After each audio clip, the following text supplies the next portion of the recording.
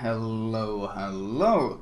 Today I'll be featuring the Algérie, the Tier 7 French cruiser. Once again, I'm gonna be doing it kind of split up, where I show values in port and then show examples, mostly because I didn't really have a single game which showed all the things I wanted to show in a single game. Much like when I did my Henry IV commentary, there wasn't a single game that showed off all the things I wanted, so I split it up into multiple games to show off the things I wanted to show. Now, first of all, hit points, 35.6. That's a pretty respectable amount of health. It's pretty much as much as the insanely overpowered Belfast has. Not quite as much as the tanky Mallorca, but it's more than, for example, the Pensacola and such ships.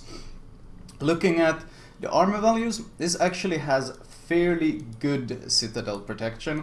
110mm armor on the broadside. Underneath the turrets it's just a single layer of 110, but underneath the smokestacks it's 110, and of course the spaced armor with another 40mm plate behind it.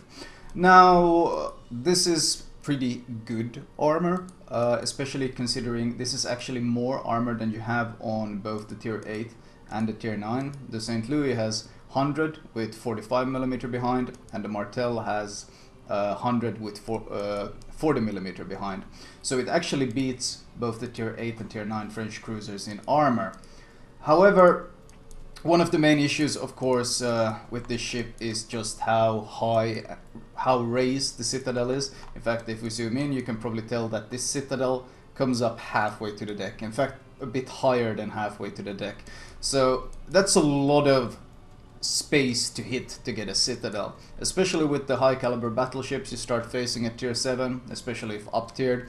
So ultimately, even if this armor is slightly better, you really don't want to be tanking. For the sake of example, this is what the citadel looks like on this ship, and then let's take Pensacola, a ship everyone knows is prone to eating citadels, and this is the citadel on the Pensacola. And you might notice that even the Pensacola citadel doesn't extend as high up from the water as this Algérie citadel does. So yeah, you don't want to be tanking anything in the ship, you want to be avoiding the shells most of the time. Torp protection, 18%, that's pretty good. I think it's probably one of the better, if not the best, torp protection at Tier 7, but then again, we're only talking of a few percentage, like Armament sits at 16%, so not really that big of a deal, but worth mentioning regardless. And here's of course an example of the things I just spoke of. In front of me I have a stock Colorado. I can see that he's turning to shoot me, so I'm dropping torps in their direction, and I angle towards him, of course, to attempt to bounce as much of the AP as possible. I don't go full nose in, I just angle towards him, but he still punches, of course, straight through my nose, and because there's so much exposed citadel right behind it, well, that's an instant citadel. So yeah, thankfully it has enough HP to be able to survive through things like this, but it can get quite frustrating because, as I said, you really don't want to be tanking in this ship at all. And of course, example number 2, featuring the very same Colorado. I'm fighting off a Torpedoes here. Managed to land multiple HE shells, which of course means significant damage. Once again, the HE alpha is okay at 2.8k, so if you do land all your shells on a DD, you will of course do great damage to them, which is a nice thing. But here's the same Colorado we saw earlier. I've dropped torps his way preemptively. He disappears in the fog. I want to sail around the fog and perhaps get some fires on him before he can repair, or make use of the fact that my torps have forced him to turn away, so maybe I can punish him before his turrets are turned. Now, once again, this kind of showcases the issues with, in general, any sort of tanking in the Algérie, and it will of course become significantly worse once people realize that it's much like the Pensacola in terms of tankiness. You see, I shot at him, he was still turning his turret, so I have plenty of time to turn away from him. I angle completely away, I start sailing away to make sure very small chance of hitting me. And the shells that do actually hit me, of course, go straight into the citadel, almost as if drawn by a magnet. So this is a very real issue that, of course, must be mentioned. Moving on to the armament of the ship. You actually have pretty decent guns on the ship. The shell velocity is okay, especially on the HE. The 850 meter per second is pretty good, especially since these shells don't seem to suffer from the very common French syndrome of having a lot of air drag. And 12-second reload time, pretty good turret traverse, and the HE shell damage is okay. 2.8k, it's not going to be anything like the Mayoko's. I think Mayoko's 3.4, doesn't it? And the 3.3k. But with Demolition Expert you can reach 17%. If you put flags on, you can reach 19% fire chance. Once again, not quite up to Mayoko's standard, but this is a good fire chance. This is a very good fire chance. And the fact that you have a pretty insane range of 17.9 kilometers actually helps counteract the issues that I mentioned with the Citadel. In fact, my preferred playstyle using the HE has been very much the long range, HE spam style, dodge shells to survive, and so forth. Regarding the playstyle, of course, as I mentioned, because of the large Citadel, but extremely long range and pretty solid HE, you mostly want to be playing it as a long range HE spammer. You make use of the incredible range you have, you make use of the good maneuverability to make sure you can't get hit, and generally speaking you just harass battleships. Battleships are absolutely your priority target in this thing, mostly because hitting cruisers can be quite rough at the long ranges, whereas you can quite comfortably land shells on battleships. Especially a good example is Aiba, who's having a good time reversing away from us, which is of course something that you love as a cruiser because it makes them significantly easier to hit. The HE Alpha I spoke of earlier, you can see it's landing pretty consistent damage, and amusingly I feel like I get less shatters in this than some certain other French ships, and as you can see the fire chance is very decent, especially because the accuracy of the shells seem quite good, so when you consistently land shells you will consistently be dealing additional fires one after another.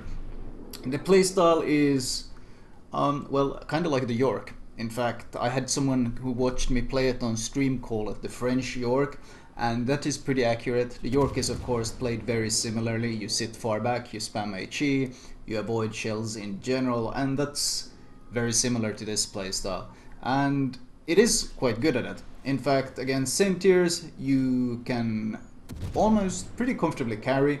Against higher tiers you kind of struggle with the carrying once again because well, you're pretty easy to Citadel, so most of the time you want to sit back and be more of a support cruiser. You can deal decent damage, but actually solo carrying it can be difficult. Still, looking at some of the games where I've faced higher tier opponents, you can see that, well, not only managing to top the score, that isn't so special in a tier 7 cruiser, but it's more the fact that looking at the damage you can see that it's very heavily focused on HE fires and mostly against battleships. You can see, for example, this poor Bismarck here eating a ridiculous amount of damage. In this one you see a Wither. Well, I of course don't get any achievements because it is a test ship, but you can still see the Wither rewards and so forth. So overall, the HE is consistent, it works, and well, so far that seems to be a bit of an achievement on the French ships, something that actually works, but it's been a pretty okay experience. Overall, I think the guns on this ship perform as they should, and that's of course something I enjoy. Moving on. The AP is, however, not that consistent.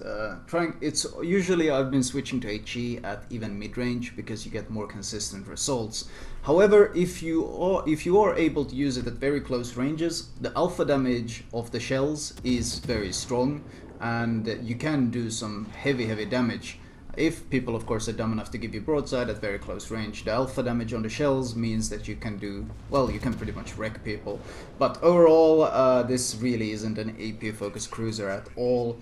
The lesser shell velocity and overall the far more consistent experience you receive on the HE kind of dictates your gameplay. You really want to be using the HE because it synergizes better with how squishy your ship is and so forth. So yeah, AP is more of a special occasion type of shell for this ship. It's going to mostly be played as a long range HE spammer. Not necessarily a bad thing, but it's something of course once again worth mentioning.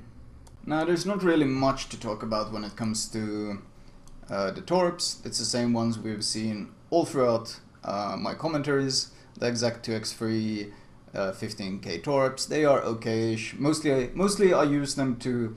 The biggest use I've found for these torpedoes is actually estimating the speed of my target, which is a pretty valuable thing, but in terms of actual damage and utility, not that useful, especially on the Algérie, where you don't really want to go in and brawl too much, because once again, you don't want to get citadeled. AA defense, I mean, the values are okay.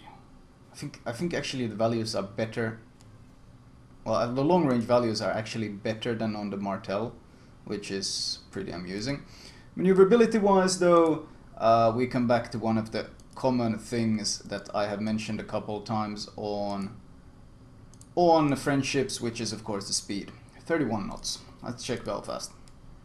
34.1, this is probably with a speed flag though. Myoko, 36.8, is this with a speed flag? Yeah, it's with a speed flag, let's take it off. 35 knots. So, yeah, this is Indianapolis, 32.5, that's probably what the Pensacola does then. So, once again, it's slow. It's very, very slow. It has the speed boost, but once again, even with the speed boost, you're not going to be breaking any records. You probably won't even catch up to a Myoko. But yeah, that's kind of seems to be the thing with these French ships. They are just all abysmally slow. Turning circle, 660 meters. Once again, it seems quite good. You turn significantly tighter than the Myoko. You even turn tighter than a Belfast. How does the good old Pensacola compare to our bodies? Let's see, where's our Pensacola? 620, so you're almost as maneuverable as a Pensacola. That is of course a good thing. The rudder shift really isn't the best, considering I'm even using the module, but that's a pretty good turning circle, and of course you need it because, well, you want to be actively dodging shells in this ship. Concealment 11.8, and this is with Concealment Expert. Not really that special, but I mean, it's not the end of the world, mostly because you have so much range. So you don't have too many issues utilizing the style of basically a long range HE spam and sustaining yourself that way. Ultimately though, this ship is okay. That's kind of it. It's okay. It's not going to be like taking competitive by storm or tier 7 by storm by any means.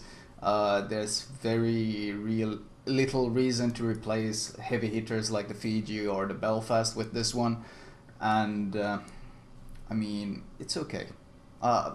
This one was pretty comfortable to play, pretty enjoyable to play. It didn't really cause me any large frustrations like many French ships have, because they have been so underwhelming. This one is a solid tier 7 cruiser. Nothing too special, but nothing too terrible either. So ultimately, yay. I only wish that the rest of the cruiser line held up to this standard, because this one can at least compete with most of the other ships, and this one can be a real pain in the ass to any battleships because of this range HE spam it's capable of pumping out. But yeah, this one seems like a bit of an exception. So far on the French line, I've been most impressed by, I think, tier 3, tier 5, tier 6, and well, now tier 7. These have been the ones that have actually shown some sort of competitiveness compared to the other ships in the line, unlike ships like the Martel, the St. Louis and the Henry, who are pretty much universally the worst out of all the cruisers. So let's hope we can find more like this, and this is one of the few French ships I would say could be released right now and I'd be perfectly okay with it. I mean, of course it could always use some buffs, but it doesn't really need it. This is a perfectly okay ship. Just wish we could find more of these ships in this line. Anyway, that was all from me. I hope you guys enjoyed it.